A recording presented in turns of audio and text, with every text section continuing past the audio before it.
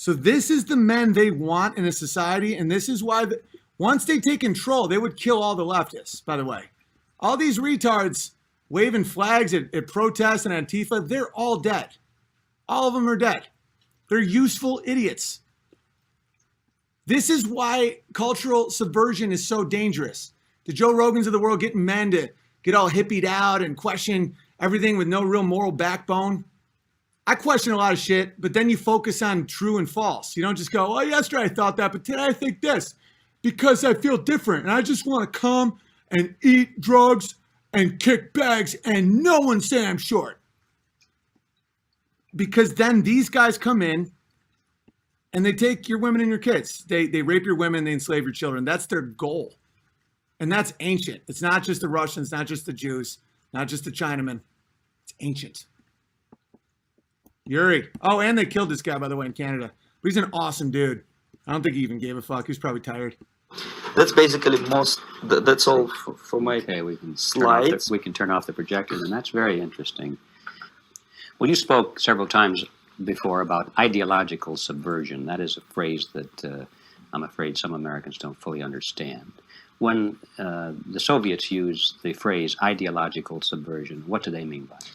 Ideological subversion is the process which is legitimate, overt, and open. You can see it with your own eyes. All you have to do, all American mass media has to do, is to unplug their bananas from their ears, open up their eyes, and they can see it.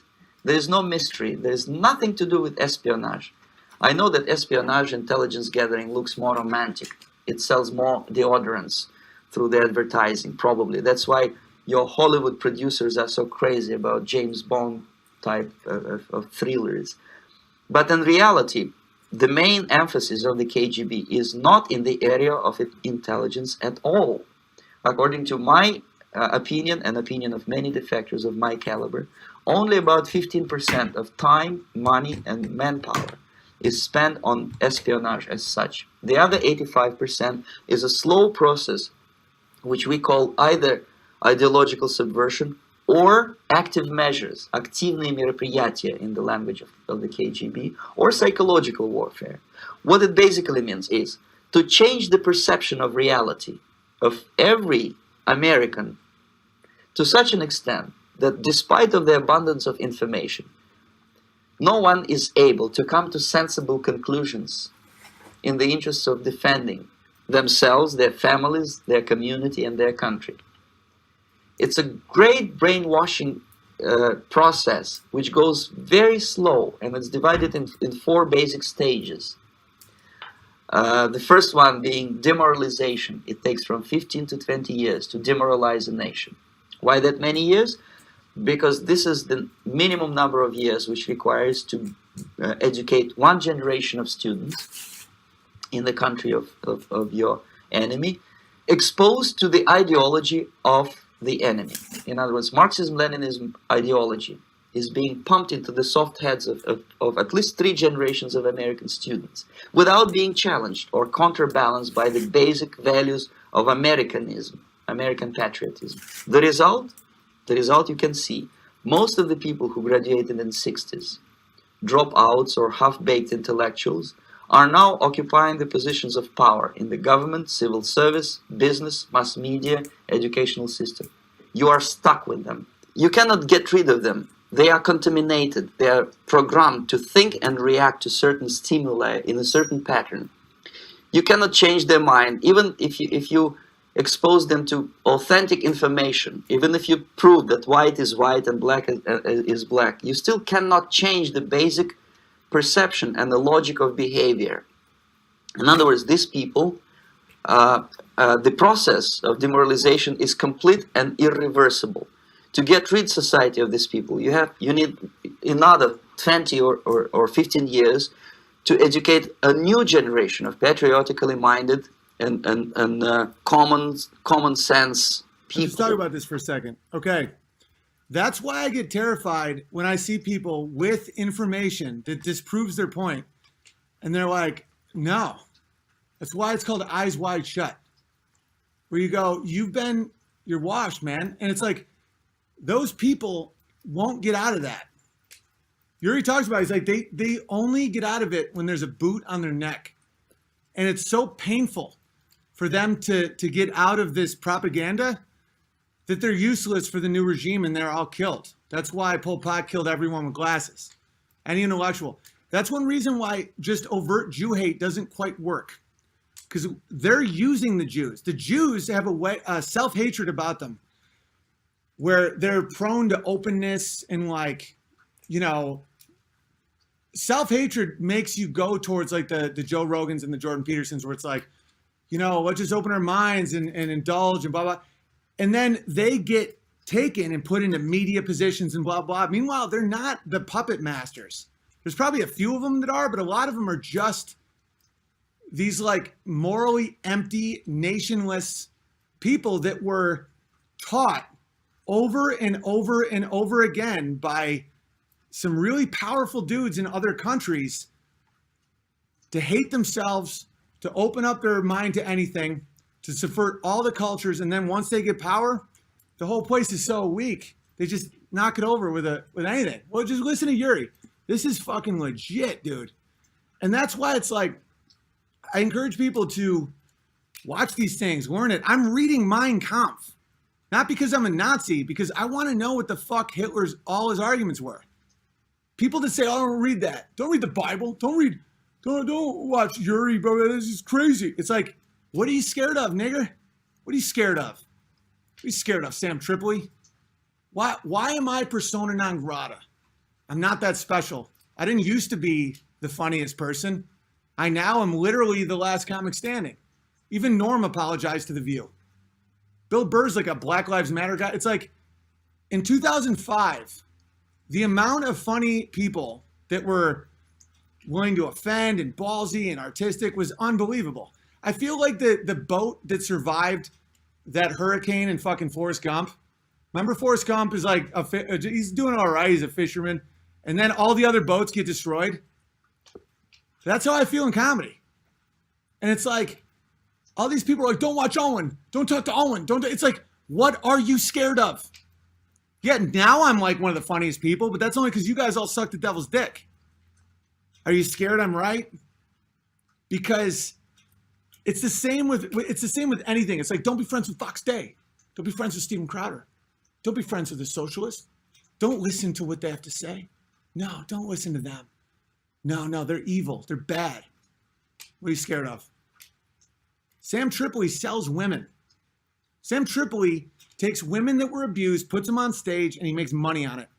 But I can't be friends with someone who has a different political agenda. That's how I feel about Dennis Prager. I respect Dennis Prager's balls. He's got great paternal advice. I don't like the fact that he says that like it's a moral issue that we have to give money to Israel. It's a bit of a bait and switch. I don't like rules for thee, not for me. I never liked that. And so I respect him as a man. I disagree with his politics at this point. That's so much different than like hating a person. You know, like I think Jordan Peterson is vile. I think that he's trying to garner control and like submission and power and weird, creepy, evil shit. Dennis Prager is just kind of playing two teams. You know, I'm like, is this really for America or for Israel? People are like, oh, you're Nazi. You don't think Israel should exist. No, it should exist. I want to know why they get a wall and we don't get a wall. And if I'm not allowed to debate that with you, it means you're up to some shit. But he's tall. He's got a lot of balls. He's done some good things. He inspires people. But don't let these people trick you and to be like, yeah, America doesn't deserve protection. We're of many come one. So everyone's allowed to come in. Yeah, am I allowed in your house, Dennis? Come on. You're a good guy. You're a musician. You got balls. You stand up to people. Kind of playing two sides of the fence. Not an evil man at all. See, I want to use an example. Like Ben Shapiro's just trying to sell. He's got rage in him, man. He's short. He's way too small. Steven Crowder's awesome.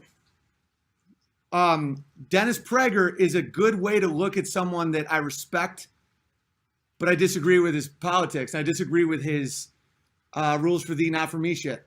And I'd be honored to have him as a dinner guest. I would never let Jordan Peterson in my home. Fuck no. He'd be like, it depends on what you mean by rape, eh? All right, let's watch a little more of this shit. Let's talk about it. Would be acting in favor and in the interests of the United States society. And yet these people who've been programmed and, as you say, in place and Yes. who are favorable to an opening with the Soviet concept, these are the very people who would be marked for extermination in this country? Most of them, yes. Simply because the psychological shock when they will see in future what the beautiful society of equality and social justice means Listen to in shit. practice, obviously they will revolt. They will be very unhappy, frustrated people, and the Marxist-Leninist regime does not tolerate these people. They will join the links of dissenters, dissidents. Yes. Unlike in present United States, there will be no place for dissent in future Marxist-Leninist America.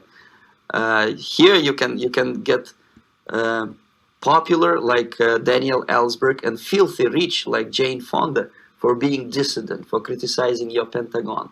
In future, these people will be simply squashed like cockroaches. Nobody is going to pay them nothing for their beautiful, noble ideas of equality. This they don't understand, and it will be a greatest Guys, shock. how valuable is this? This is like early 80s. This dude's comes over here. Everything he's saying happened. It's all accurate.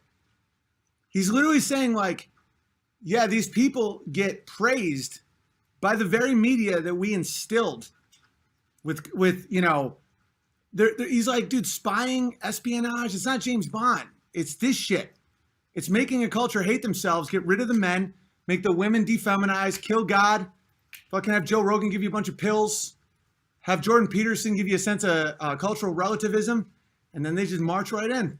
And those guys are all dead. Joe Rogan can't kick his way out of this one, guys.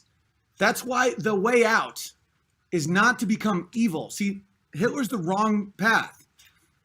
It's protect. Speak truth. Protect your family first. Then your land, then your community, then your nation. And if a fraction of us do that, these things all fall. This requires so much self-hatred and so much silence that I can't fucking believe it's working. You don't need to kill millions of people. Unfortunately, that looks like where it's going. Like if just 20% of the population was like, this sounds weird. Ben Shapiro's short and dumb. I don't know about Jordan Peterson. It's all over. It's just the whole fucking thing vanishes.